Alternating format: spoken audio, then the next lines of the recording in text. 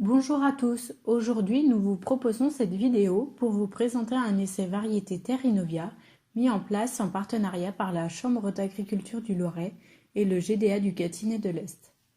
Il s'agit d'un essai colza où nous évaluons 24 variétés commercialisables.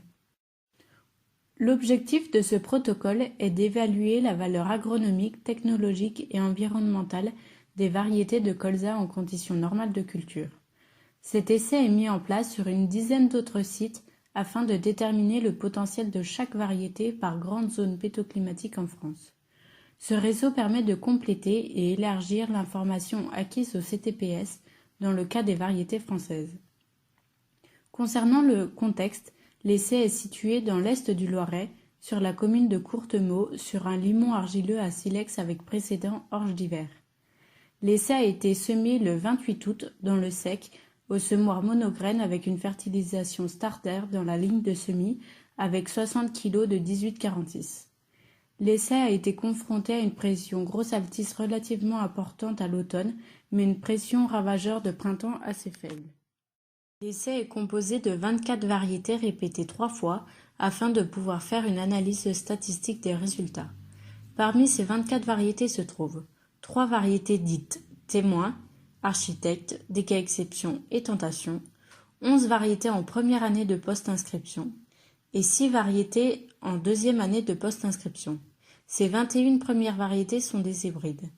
À ce protocole Terrinovia ont été rajoutées 3 lignées, Birdie, Zachary SC et ES Mambo, car un certain nombre d'agriculteurs du secteur continuent de faire des lignées. De ce fait, nous trouvions intéressant de pouvoir continuer de les comparer aux hybrides. Jusque-là, différentes notations ont été réalisées, notamment le nombre de pieds par mètre carré en entrée d'hiver, le stade de reprise de végétation et la date de floraison.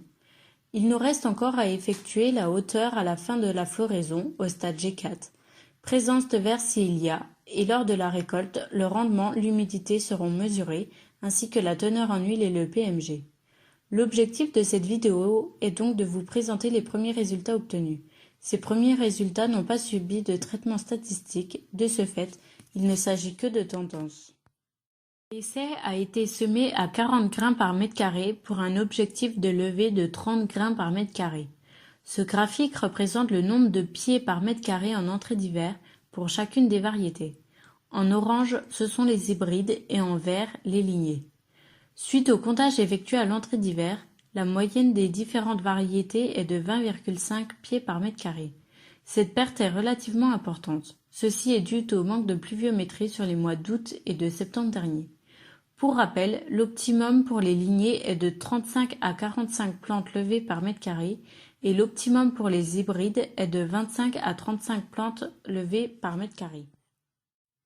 La dernière notation que nous avons réalisée jusqu'ici sur cet essai concerne les dates de floraison. On constate que les floraisons se sont étalées selon les variétés entre le 17 mars et le 31 mars, soit 2 semaines d'écart entre les plus précoces et les plus tardives. Notons que les floraisons des lignées, inscrites sur fond vert, ne sont pas forcément plus tardives que celles des hybrides. Ces 3 photos représentent les lignées de l'essai. À gauche, nous avons Zachary SC, qui a été la première à fleurir le 19 mars, au centre ES Mambo qui a fleuri le 23 mars, et enfin, à droite, Birdie, la dernière lignée à fleurir le 29 mars. Il y a eu 10 jours de décalage entre les floraisons de Zachary SC et Birdie. D'ailleurs, nous le remarquons bien sur ces photos prises le 17 avril.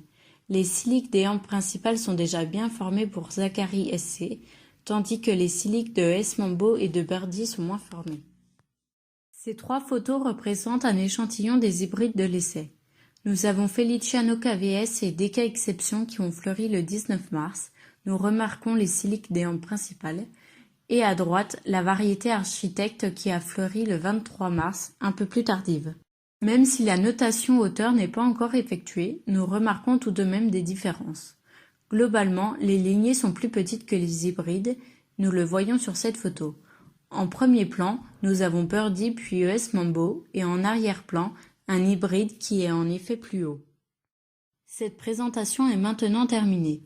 Vous retrouverez l'ensemble des résultats de cet essai et des autres essais mis en place dans vos GDA après leur récolte dans les publications des conseillers.